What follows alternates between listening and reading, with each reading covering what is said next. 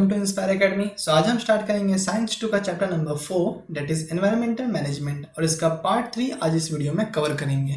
जो टॉपिक हम देखने वाले हैं तो वह है लॉज, मतलब कि गवर्नमेंट ने हमारे एनवायरनमेंट को प्रिजर्व करने के लिए, हमारे एनवायरनमेंट को प्रोटेक्ट करने के लिए कौन कौन से लॉज बनाए गए हैं और उसके लिए क्या पनिशमेंट है वो हम देखेंगे।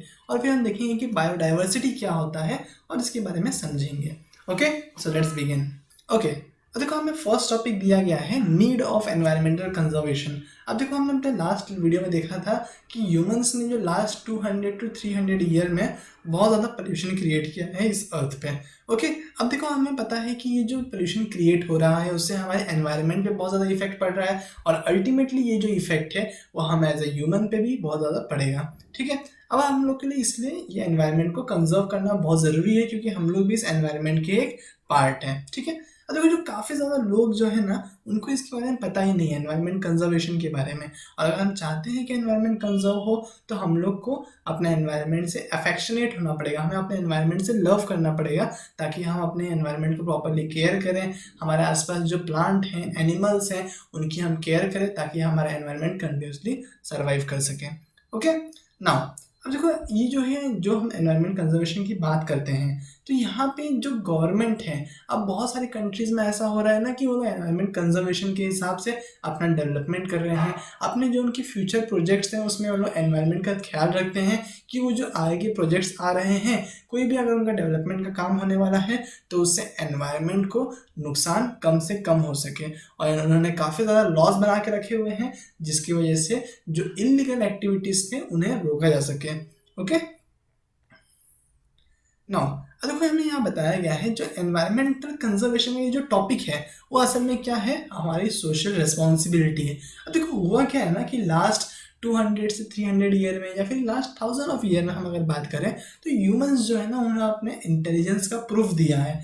जो हम देख सकते हैं कि पूरे अर्थ पे जो अलग अलग टाइप के एनिमल्स हैं, प्लांट है, उनमें ह्यूमंस जो है वो सबसे ज़्यादा इंटेलिजेंट है क्योंकि वो जो है आपस में कम्युनिकेट कर सकते हैं और वो अपने आसपास के एनवायरनमेंट को अपने रिक्वायरमेंट के हिसाब से यूज़ करते हैं। ओके, अब देखो ह्यूमंस ने जब इसको यूज़ करना स्टार्ट किया तो यहाँ पे लिखा है they kept snatching from the nature, मतलब कि ह्यूमंस ने अपने मन के हिसाब से नेचर को तबाह किया, नेचर से उनको जो चाहिए था वो सब निकालना शुरू कर दिया। इस चक्कर में जो उन्होंने बहुत ज़्यादा प्रॉब्लम क्रिएट कर दिए हैं।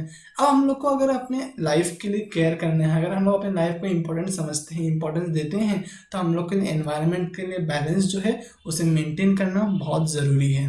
तो इसके लिए क्या ज़रूरी है कि जो जनरल पब्लिक है, जो ज़्यादा लोग हैं, उन्हें जिन्हें एनवायरनमेंट कंजर्वेशन के बारे में नहीं पता, उन्हें भी हम अवेयर कराएं। हमारे पेरेंट्स हो गए या फिर हमारे जो भी जो फ्रेंड्स हैं जिनको हमारे उनको ख्याल नहीं रखते हैं, उनको हम लोग प्रॉपर्ली बताएं कि एनवायरनमेंट कंजर्वेशन क्यों ज़रूरी है।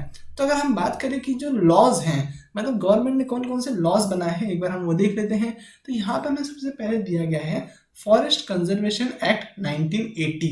मतलब 1980 में ये कानून बनाया गया था कि जो फॉरेस्ट होते हैं तो वहाँ पे जो भी लैंड है, लैंड में जो भी फॉरेस्ट के जो भी लैंड होते हैं वहाँ पे जो एक्टिविटीज़ है, मान लो किसी को फार्मिंग करना है या फिर किसी को वहाँ पे माइनिंग करना है। माइनिंग मतलब क्या होता है ना कि वहाँ के एरिया की ज़मीन को खोद के उसके अंदर से कुछ माइंस निकाले जाते हैं, कुछ चीज़ें निकाली जाती है, जैसे कि सोना हो गया या फिर कोयला हो गया या फिर आयरन हो गया, ये सारी चीज़ें वहाँ से निकाली जाती हैं। ठीक है, तो ये जो माइनिंग एक्टिविटीज़ हो गए या फिर फार्मिंग एक्टिविटीज़ हो गए, तो गवर्नमेंट ने क्या किया ना, फॉरेस्ट जो एरियाज़ हैं उनके ऊपर ये लॉ लगा के रखा हुआ है कि अगर गवर्नमेंट की परमिशन के बगैर कोई भी वहाँ पे ये माइनिंग एक्टिविटी करता है तो उनको पनिशमेंट मिल सकती है। तो ये पनिशमेंट में हम लोग को दिखाया गया है कि किसी को भी 15 डे तक की जेल हो सकती है।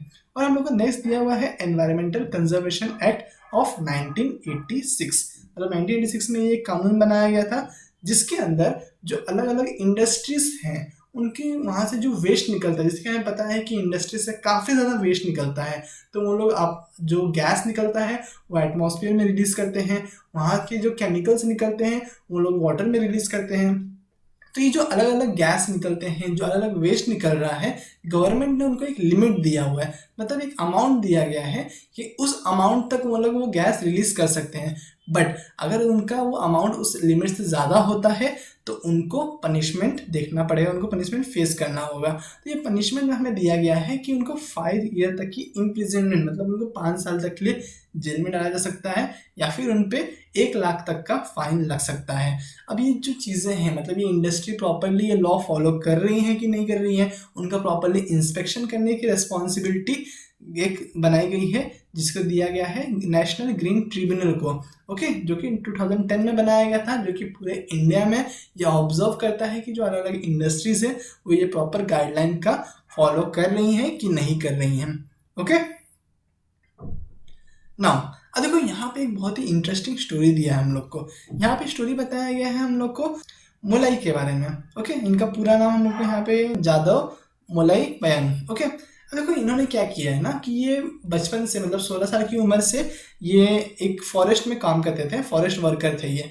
तो इन्होंने क्या हुआ ना, एक बार एक बाढ़ आ गई थी, ब्रह्मपुत्र रिवर में बाढ़ आ गई थी, जिसकी वजह से ना वहाँ पे जो स्नेक्स थे, बहुत सारे स्नेक वहाँ पे मर गए थे।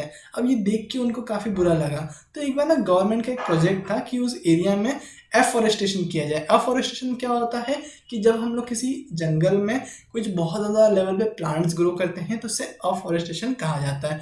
तो उस टाइम पे गवर्नमेंट का प्रोजेक्ट था कि वो 200 हेक्टेयर्स में अपना जो है वो ये प्रोजेक्ट कंप्लीट करेगी।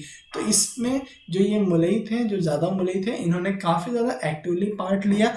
और ये जो प्रोजेक्ट ख़त्म भी हो चुका था, मतलब गवर्नमेंट ने स्टार्ट करके अपना ये प्रोजेक्ट ख़त्म भी कर दिया, लेकिन उसके बाद भी जो ये ज़्यादा मुलई थे इन्होंने अपना प्रोजेक्ट कंटिन्यू रखा और इन्होंने टोटल 1360 एकर्स के जो बैरन ज़मीन थी, जो बंजर ज़मीन थी, जहाँ पे कोई घास भी नहीं उगता था, उस एरिया में इन्होंने पूरा एक फॉरेस्ट ग्रो कर दिया। ओके, तो यहाँ पे हमें बताया गया है कि many people come together to destroy the forest, मतलब एक फॉरेस्ट को बर्बाद करने के लिए, एक फॉरेस्ट को डिस्ट्रॉय करने के लिए हमें हज़ारों लोगों की ज़रूरत पड़ती है, but a single person if determined, मतलब क्या कोई एक इंसान अगर ये ठान ले तो it can establish a new forest, तो एक इंसान अकेला ही पूरा नया फॉरेस्ट बना सकता है।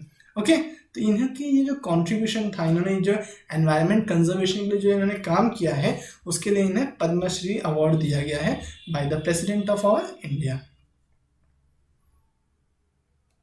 नेक्स्ट, अब हम लोग बात कर रहे हैं जब एनवायरमेंटल कंजर्वेशन के बारे में, तो देखो इसके अंदर ना एक इंपॉर्टेंट टॉपिक होता है डाइवर्सिटी। अब डाइवर्सिटी क्या होता है, अगर मान लो कि हमारे अर्थ पे जो ह्यूमंस हैं, ठीक है, तो अगर मान लो पूरे के पूरे अर्थ पे सिर्फ 1 लाख ह्यूमंस हैं, 1 लाख इंसान रहते हैं मान लेते हैं हम लोग, ठीक है। अब ये पूरा 1 लाख ह्यूमंस अगर मान लो सबके सब मुंबई में रहते हैं, ओके, अगर मान लो कि मुंबई में कोई कैलेमिटी आ जाए, कोई डिजास्टर आ जाए, ठीक है, फ्लड आ गया मान लेते हैं हम लोग।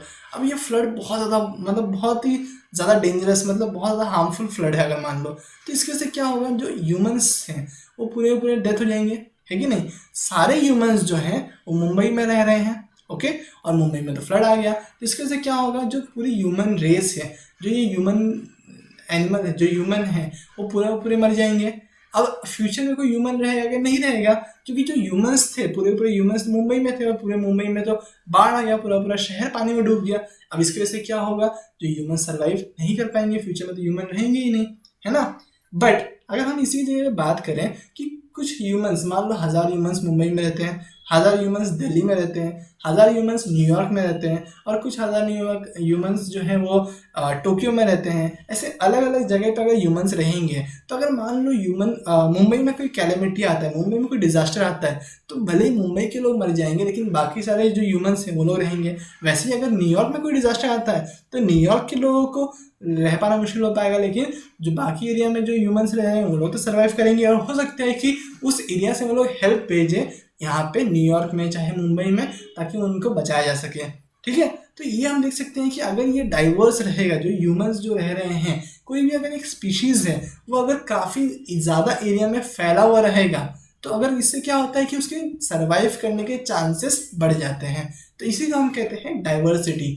ओके, तो हमें फर्स्ट दिया गया है जेनेटिक डाइवर्सिटी। अब जेनेटिक डाइवर्सिटी मतलब क्या होता है ना, कि ये अलग अलग टाइप के ह्यूमंस होते हैं। मतलब देखो, जैसे कि अमेरिका में रहने वाले जो ह्यूमंस हैं, उनकी जो कुछ फीचर्स हैं वो अलग होते हैं, जैसे कि उनका रंग थोड़ा सा सफ़ेद होता है, ओके, ऐसे उनके बहुत सारे बॉडी फीचर्स डिफरेंट रहेंगे। वैसे ही जब हम बात करेंगे किसी इंडिया की बात करते हैं हम लोग, तो वहाँ पे जो इंडिया में जो लोग रहते हैं उनके नॉर्मली थोड़े से सांवले होते हैं वो, ठीक है। तो हम देख सकते हैं कि ये जो बॉडी फीचर्स है थोड़ा डिफरेंट है।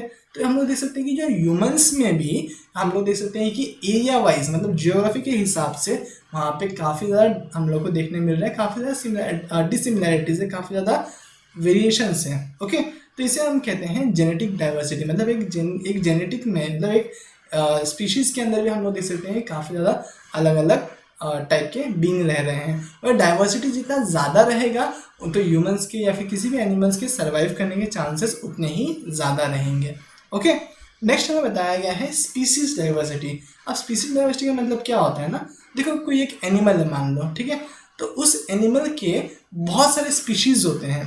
ओके, जैसे कि हम लोग बात करते हैं एक कैट फैमिली की बात करेंगे, तो कैट फैमिली के अंदर एक स्पीशीज आता है टाइगर, एक स्पीशीज आता है लायन, एक स्पीशीज आता है पैंथर, चीता, ये सब अलग अलग स्पीशीज हैं। ओके, तो ये सब अलग अलग स्पीशीज की वजह से क्या हो रहा है, ये सब अलग अलग टाइप के ऑर्गेनिज्म हमें देखने को मिलते हैं। फिर हम बात करते हैं इकोसिस्टम डाइवर्सिटी के बारे में। अब हमने देखा था कि हमारे अर्थ पे बहुत सारे छोटे छोटे इकोसिस्टम्स हैं, जैसे कि हमारे रिवर हो गए, हमारे लेक हो गए, हमारे माउंटेन्स हो गए, डेजर्ट हो गए, ग्रासलैंड हो गए, सब अलग अलग इकोसिस्टम है। और इन सभी अलग अलग इकोसिस्टम में हम लोग को अलग अलग टाइप के एनिमल्स, प्लांट, माइक्रोब्स देखने मिलते हैं। ये जो डिफरेंट इकोसिस्टम है ये भी हमारे अर्थ के लिए बहुत ज़्यादा एक तरह से अच्छी न्यूज़ है, क्योंकि देखो अगर मान लो कि इस अर्थ पे पूरी तरह से एक डेजर्ट बन जाता है, तो इसका मतलब क्या है कि जो पोलर रीजन में जो एनिमल्स रह रहे हैं वो लोग सर्वाइव नहीं कर पाएंगे, लेकिन जो कैमल वगैरह जो ऑलरेडी डेजर्ट में रह रहे हैं वो लोग तो सर्वाइव कर पाएंगे ना।